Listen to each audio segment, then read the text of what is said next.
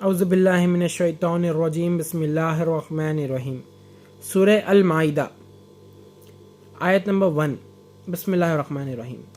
آیت نمبر 1 میں اللہ پاک فرماتے ہیں، مومنو تم عہدوں یعنی وعدوں کو پورا کیا کرو۔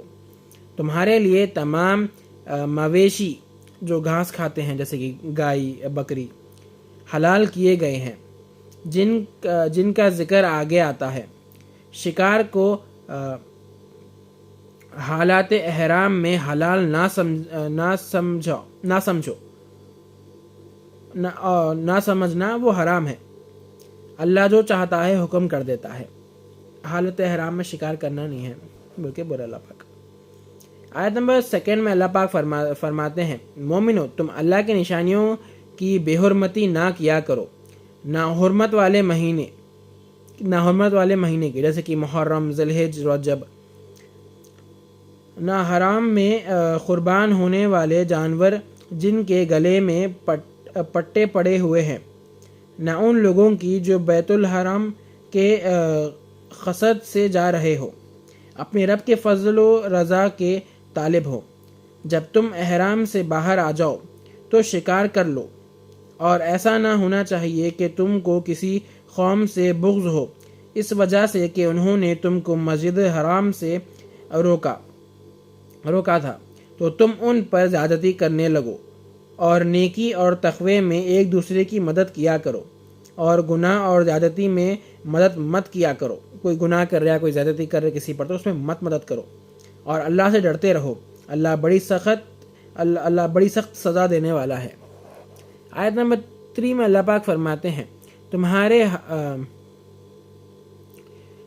تم پر حرام کیے گئے ہیں مردار اور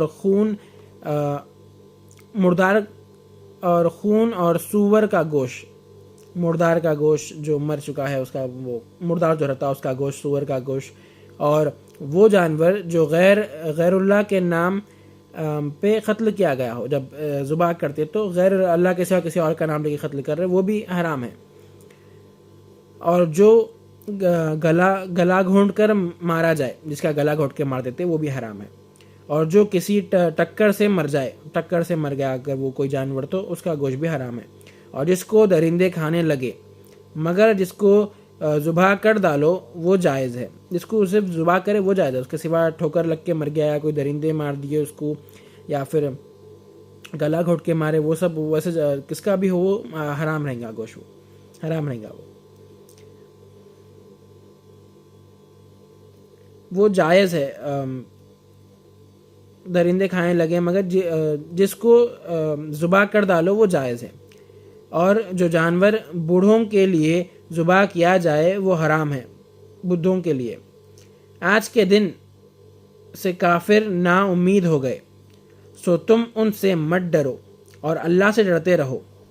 آج کے دن میں نے تمہارے دن مکمل کر دیے، اور میں نے تم پر اپنا انعام یعنی قرآن پورا کر دیا، اور تمہارے لیے اسلام کو پسند کیا۔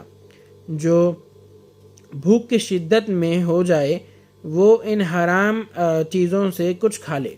جو بہت کوئی اور جو سا آپشن نہیں ہے، اور ایک دم بھوک کی شدت ہے اور کوئی آپشن ہی نہیں آ رہا، تو وہ لوگوں کے واسطے وہ لوگ کھا لے سکتے ہیں، ان لوگوں کو اللہ تعالیٰ کھا لے سکتے بول رہے۔ یہ کہ کسی گناہ کے طرف مائل نہ ہو، اللہ معاف کرنے والا اور نہایت مہربان ہے۔ آیت نمبر 4 میں اللہ پاک فرماتے ہیں، لوگ آپ سے پوچھا کرتے ہیں کہ کون سا جانور حلال ہے، آپ فرما دیجئے کہ تمہارے لیے تمام جانور حلال ہے، اور جن شکاری جانوروں کو تم تعلیم دو، اور تم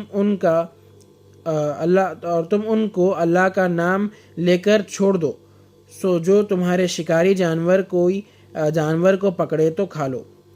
اللہ سے ڈرتے رہا کرو، اللہ جلد حساب لینے والا ہے۔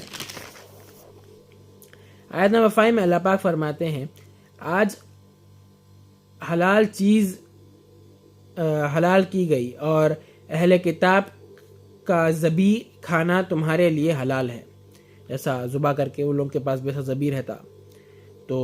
اور مسلمان پاک دامن عورتیں اور اہل کتاب کی عورتیں، جب تم ان کو ان کا مہر عطا کرو اس طور پر کہ تم بیوی بنانا علانیہ طور پر، اور جو ایمان کے ساتھ کفر کرے گا تو اس کا نیک عمل بھی غارت کر دیا جائے گا اور وہ آخرت میں بھی خسارے میں رہیں گے۔ آیت نمبر 6 میں اللہ پاک فرماتے ہیں، مومنو جب تم نماز کو کھڑو تو اپنے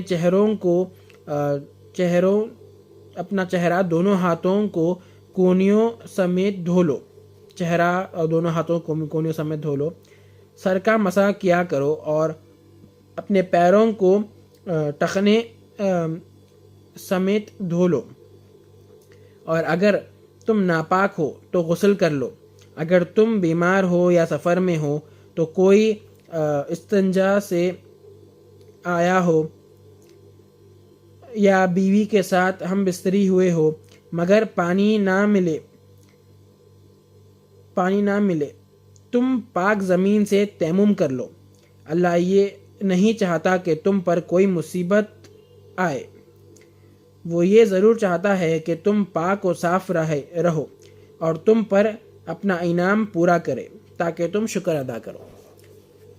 پاک حالت میں نہیں ہے تو غسل کر لینے کو بولے اللہ تعالیٰ، اور وضو کا طریقہ بتائے، اور جو سفر میں ہیں، بیمار ہے یا پھر ہم بستری کرے ہوئے ہیں اور پانی نہیں مل رہا تو وہ لوگوں کو ہے کہ لوگ پاک زمین سے جو سو تیمم کر لینا، وہ لوگ مٹی سے تیمم کر لینا۔ آیت نمبر 7 میں اللہ پاک فرماتے ہیں، اور تم اللہ کے انعام کو یاد کرو جو اس نے تم پر کیا، اور وعدے کا بھی جس کا تم سے معاہدہ کیا ہے، جب تم نے کہا تھا کہ ہم نے سن لیا اور مان لیا، اور اللہ سے ڈرا کرو، اللہ دلوں کی بات خوب جانتا ہے۔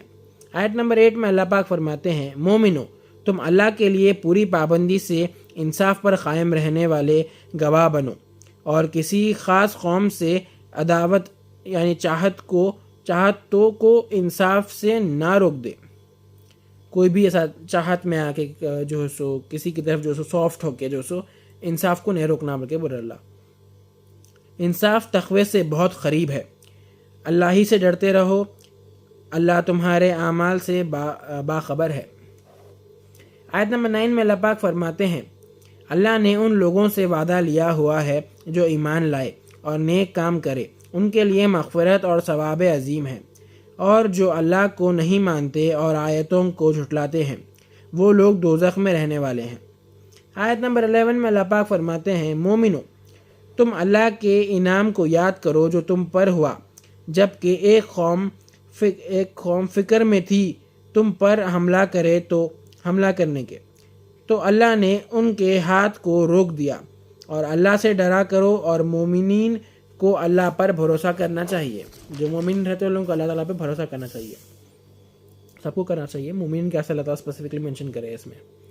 آیت نمبر 12 میں اللہ پاک فرماتے ہیں، اللہ بنی اسرائیل سے وعدہ لے چکا ہے اور ان میں سے ہم نے 12 سردار مقرر کر دیے۔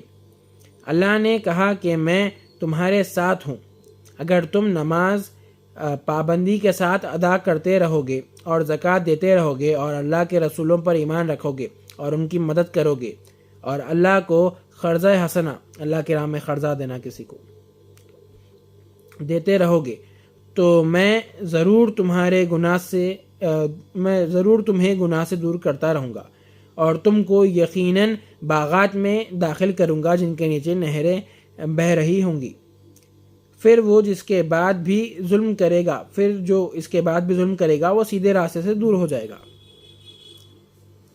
آیت نمبر 13 میں اللہ پاک فرماتے ہیں، تو پھر ان کی وعدہ توڑنے کی وجہ سے ہم نے ان پر لعنت کی، یعنی اللہ نے ان پر لعنت کی، اور ہم نے ان کے دلوں کو سخت بنا دیا، وہ کلام کو اپنی جگہ سے ہٹا کر دوسری جگہ کر دیں گے، اور جو ان کو نصیحت کی گئی تھی اس کا بڑا حصہ تو بھول گئے ہیں۔ آپ کو ان میں سے کس نے کسی کی خیانت کی خبر ملتی رہتی ہے، ان لوگوں کے پاس سے کسی نہ کسی خیانت کرے وہ لوگ کیسا خبر ملتی رہتی ہے، سوائے اس کے کہ جو اس میں بہت کم ہے، سو آپ ان کو معاف کر دیں، اللہ نیک لوگوں کو محبوب رکھتا ہے۔ آیت نمبر 14 میں اللہ پاک فرماتے ہیں، اور ہم نے ان سے بھی وعدہ لیا جو عیسائی ہے، سو وہ بھی جو ان کو نصیحت دی گئی اس کا بڑا حصہ بھول چکے ہیں، اور ہم نے ان کے بیچ میں دشمنی کر دی ہے۔ اللہ ان کا کیا ہوا جلد بتا دے گا، وہ لوگ جو کرے اس کا ان لوگوں کو صلہ اللہ تعالیٰ جلدی دے دیں گے۔ آیت نمبر 15 میں اللہ پاک فرماتے ہیں، اے اہل کتاب، تمہارے پاس یہ ہمارے رسول آئے ہیں، جو تم کتاب کی بات چھپاتے ہو وہ اسے صاف صاف بیان کرتے ہیں اور بہت سی چیزوں سے درگزر کر دیتے ہیں۔ تمہارے پاس اللہ کی طرف سے ایک روشن چیز آئی ہے اور ایک کتاب۔ آیت نمبر 16 میں اللہ پاک فرماتے ہیں، اس کتاب کے ذریعے اللہ ان کو جو راز حق کے طالب ہوں گے سلامتی کی راہ بتاتے ہیں، سلامتی کی راہ بتا دیتے ہیں اللہ تعالیٰ لوگوں کو کتاب کے ذریعے، اور ان کو اپنی توفیق سے اندھیروں سے نکال کر روشنی کی طرف لے آتا ہے اور ان کو سیدھے راستے پر قائم رکھتا ہے۔ آیت نمبر 17 میں اللہ پاک فرماتے ہیں، لوگ کافر ہے جو کہتے ہیں کہ اللہ ہی عیسیٰ ابن مریم علیہ السلام ہے۔ آپ فرما دیجئے کہ اگر یہی بات ہے تو بتاؤ کہ کون ہے جو اللہ سے بچانے کا اختیار اور طاقت رکھتا ہے؟ اگر اللہ یہ ارادہ کر لے کہ عیسیٰ علیہ السلام اور مریم علیہ السلام اور ان سب کو جو زمین میں ہیں مار دے، تو کس کی مجال ہے کہ اس کو اس ارادے سے باز رکھ سکے؟ اللہ ہی کی حکومت ہے آسمان اور زمین پر، اور جو بھی ان دونوں میں ہے ان پر، وہ چاہے پیدا کرے یا نہ کرے، اللہ ہر چیز پر پوری قدرت رکھتا ہے۔ آیت نمبر 18 میں اللہ پاک فرماتے ہیں، اور یہود و عیسائی یہ دعویٰ کرتے ہیں کہ وہ اللہ کے بیٹے ہیں اور اس کے محبوب ہیں۔ آپ فرما دیجئے کہ پھر وہ تمہیں تمہارے گناہ کے بدلے عذاب دے گا، تم بھی ایسے معمولی آدمی ہو جیسے اس کے دوسری مخلوق ہے۔ اللہ جسے چاہے بخشے گا اور جسے چاہے سزا دے گا۔ اللہ ہی کی حکومت ہے آسمان اور زمین میں، اور جو کچھ بھی ان دونوں میں ہے، ہر طرف اللہ ہی کی حکومت ہے، اسی کی طرف، اور سب کو اسی کی طرف لوٹنا ہے۔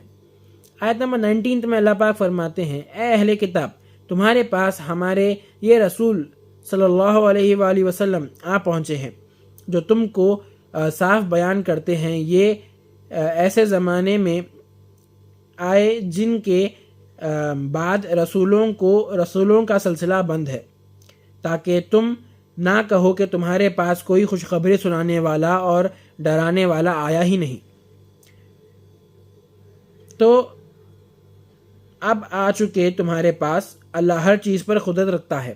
ایسا نہیں کہنا، تم نے ایسا نہیں بولنا کہ بعد میں جب پکڑ ہوئیں گی تو ایسا نہیں بولنا، یہودیاں اور عیسائیاں اہل کتاب والے ایسا نہیں بولنا کہ جو سو ہمارے پاس کوئی ڈر سنانے والے، خوشخبری سنانے والے آئچ نہیں، بول کے ایسا نہیں بولنا۔ اللہ اس وجہ سے آخا جو ہے سو لاسٹ رسول ہے بول کے بھی اس میں اللہ تعالیٰ جو ہے سو ذکر کر چکے ہیں۔